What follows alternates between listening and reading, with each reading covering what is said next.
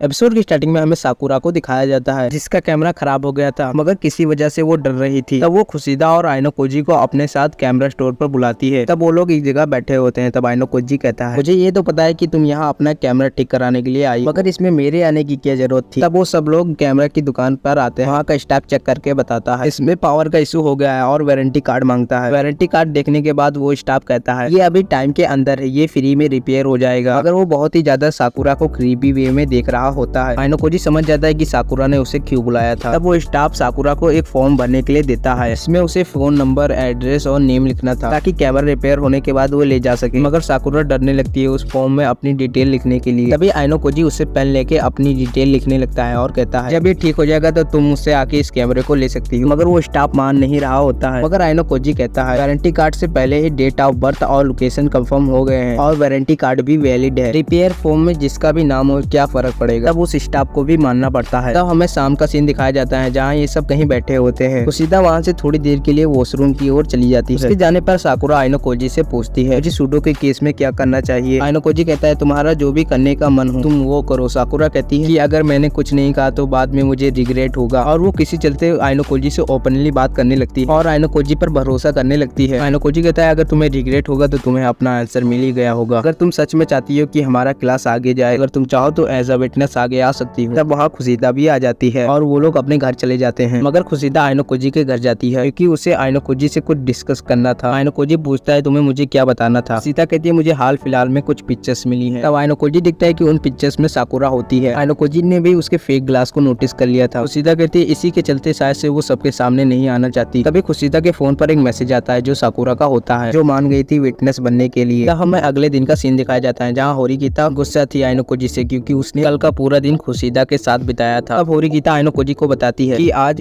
Student councils की meeting है। तो हमें मीटिंग में उन सभी लोगों को दिखाया जाता है। तच्चीवाना जो मनाबू की सेक्रेटरी है वो उन सबको उस बात को डिटेल में बताने लगती है। जब वो ये कहती है कि क्लास सी के स्टूडेंट विक्टिम्स है, सूडो भड़क जाता है और कहता है उन लोगों ने पहले लड़ाई शुरू की थी, उन लोगों ने ही मुझे प्रैक्टिस के बाद वहाँ बुलाया था। तच्चीवाना उसे शांत रहने के लिए बोलती है और कहती है उन तीनों की इंजरी सूडो से बहुत ज्यादा है, इसलिए हम इसे सेल्फ डिफेंस तो नहीं कह सकते। वैसे भी यहाँ कोई प्रूफ और एविडेंस नहीं है, तो हमें अपना डिसीजन इन्हीं के बेस पर लेना होगा। देखते हैं कि ये डिसीजन क्लास सी के फेवर में जा रहा है। आइनो कोजी होरिकिता को गुदगुदी करता है ताकि वो अपने ख्यालों से निकल सके और वो कहता है अगर तुमने कुछ नहीं किया तो हम इस केस को हार जाएंगे। तब होरिकिता कहती है मैं क्लास सी के स्टूडेंट से कुछ क्वेश्चन पूछना चाहती हूँ। मनाबू के परमिशन देने पर होरिकिता पूछती है तुम्हें उस दिन सूडो ने वहाँ क्यों बुलाया था। उनमें से एक बच्चा कहता है उसने हमसे कहा था कि उसे हमसे कुछ बात करनी है। होरिकिता कहती है तो तुम्हारे साथ इचिजाकी क्या कर रहा था, वो तो बास्केटबॉल क्लब में भी नहीं है। वैसे इचिजाकी इन्हीं तीनों में से किसी का नाम है। तब वो लड़का कहता है मैं उस दिन उसे इसलिए ले गया था क्योंकि सूडो बहुत ज्यादा भड़कीला है, वो सबसे लड़ाई करता रहता है। होरिकिता कहती है इचिजाकी का रिपोर्ट पहले से ही एक स्ट्रॉन्ग फाइटर में है और उससे पिछले स्कूल में भी सब डरते रहते थे, तो ये कहना तो बहुत मुश्किल है कि इचिजाकी के रहते हुए सूडो ने तुम तीनों को हरा दिया, वो भी बिना घायल हुए। वो लड़का कहता है हम बस लड़ाई नहीं करना चाहते थे। मगर होरिकिता कहती है अच्छा तो तुम तीनों एक साथ कैसे घायल हो गए। तब उनमें से एक लड़का कहता है जब सूडो की बात हो रही हो तो कुछ भी हो सकता है। होरिकिता कहती है मगर एक स्टूडेंट है जिसने इस लड़ाई को देखा है। तब ये सुन के क्लास सी के होश उड़ जाते हैं। तब वहाँ साकुरा आती है और अपना नाम बताती है और कहती है जिस दिन वो लड़ाई हुई थी मैं वहीं पर थी, सबसे पहले क्लास सी के स्टूडेंट ने ही लड़ाई स्टार्ट की थी, मगर इतने लोगों के सामने होने के कारण साकुरा नर्वस थी। क्लास सी का टीचर कहता है तुम्हें क्लास डी के द्वारा फोर्स तो नहीं किया जा रहा है ताकि तुम झूठा बयान दे के सूडो को बचा सको, देखो तुम तो पूरी तरह से हाफ रही हो। मगर वो कहती है मैं सच कह रही हूँ, मेरे पास प्रूफ भी है। तब वो अपने पास से एक मेमोरी कार्ड निकालती। मनाबू उन पिक्चर्स को दिखाने के लिए कहता है। पिक्चर्स सामने आने के बाद हम देखते हैं साकुरा के पीछे वो सभी लोग लड़ रहे होते हैं। क्लास सी का टीचर कहता है मान भी लो कि तुम वहाँ पर थी, मगर तब भी ये प्रूफ नहीं होता कि किसने लड़ाई शुरू की थी। तभी वहाँ सब लड़ने लगते हैं। मनाबू सबको रोकते हुए कहता है अपना फैसला कल 4 बजे सुनाऊंगा, अगर तुम लोगों ने अपने आप से ही गुनाह कबूल नहीं किया तो कल कोई स्कूल से निकलेगा। मीटिंग खत्म होने के बाद साकुरा और आइनो कोजी बात कर रहे होते हैं। तभी वहाँ मनाबू आता है और साकुरा से कहता है अगर तुम अपनी बात को प्रूफ नहीं कर सकते तो वो सिर्फ एक झूठ है। आइनो कोजी साकुरा का साइड लेते हुए कहता है साकुरा की बात एकदम सच है और मुझे उस पर भरोसा है। मनाबू कहता है अच्छा। तभी वो अपना हाथ आइनो कोजी की ओर मारता है मगर आइनो कोजी उससे बच जाता है। मनाबू और कहता है तो उसे प्रूफ करके दिखाओ। आइनो कोजी के इतने फास्ट रिफ्लेक्स को देखकर तच्चीवाना और साकुरा हैरान हो जाते हैं। आइनो कोजी कहता है तुम्हें कल का इंतजार करना चाहिए, क्या वो लोग सूडो को बचा पाएंगे हम देखेंगे नेक्स्ट एपिसोड में। तो यही पर एपिसोड का एड जाता है। नेक्स्ट एपिसोड का लिंक आपकी स्क्रीन पर आ रहा होगा। उससे पहले वीडियो को लाइक कर दीजिए, चैनल पर नहीं तो सब्सक्राइब कर लीजिएगा। Thanks for watching.